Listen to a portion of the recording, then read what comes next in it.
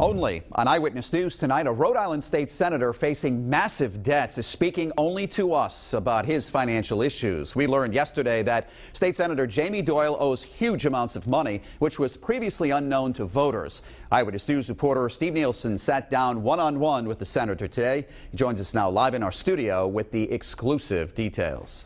Well, Mike, every year legislators have to make financial disclosures to the state's Ethics Commission. After our reporting, State Senator Jamie Doyle amended his today. We told you yesterday that Doyle Respiratory, the Pawtucket State Senators LLC, was in financial trouble with debts of tens of thousands of dollars. The debts were not disclosed to voters because Doyle has personally guaranteed those debts, though. That means business debts are now his responsibility as well, and he admits they should have been disclosed. Before we interviewed today, he amended the filing. Doyle told me things started to spiral out of control at his company, but they're now back on track, he says.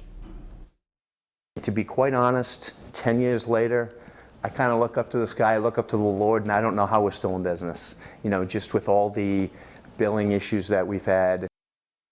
Now, coming up new at 6, I'll break down how all of these business issues led to federal IRS liens on his home and why he says none of this will impact his role as a state senator. I'm Steve Nielsen, Eyewitness News. More fallout from a story Eyewitness News first reported yesterday. A state senator sued over an unpaid debt. And since then, we went digging and uncovered those details, including how some critical information was reported to the Ethics Commission. Eyewitness News reporter Steve Nielsen has more on the story you'll see only on Eyewitness News. Mike Shannon, this all began after a lawsuit was filed against Doyle's company, a state senator's company, alleging that he hadn't paid back a $7,000 debt. When we started digging, we uncovered the financial problems were far worse than that. I'm a kid from Pawtucket, Rhode Island. We looked into State Senator Jamie Doyle's finances, uncovering tens of thousands of dollars of debt, multiple liens. But his mandatory yearly statement to the Ethics Commission didn't list it. It only mentions the one. Is that a home mortgage? You know what you got to do?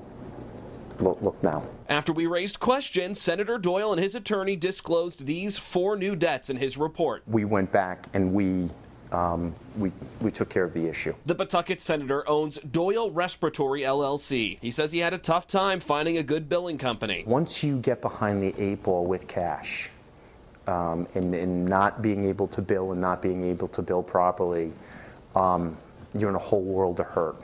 And that's when things started to spiral. Just because I'm a senator, okay, it doesn't mean that I don't have my struggles just like everybody else. In order to win back clients, he said he started to personally guarantee his debts, meaning his business debts became his personal debts. He admitted to me he didn't know how much he owes, but he says it's probably approaching 6 figures. The Pawtucket City database reveals liens on his home and business for $44,000, $31,000, $53,000, and more. But he says he's worked out payment plans on every debt he has. They're very happy with what I'm paying them. All state lawmaker finances are coming under new scrutiny after former Rep. Ray Gallison resigned this month amid questions about his taxpayer-funded nonprofit. But Doyle said his personal money woes don't have any impact on his service in the legislature. This may sound cocky, but I'm going to quote Kid Rock right now. You can be cocky, but it's okay if you can back it up.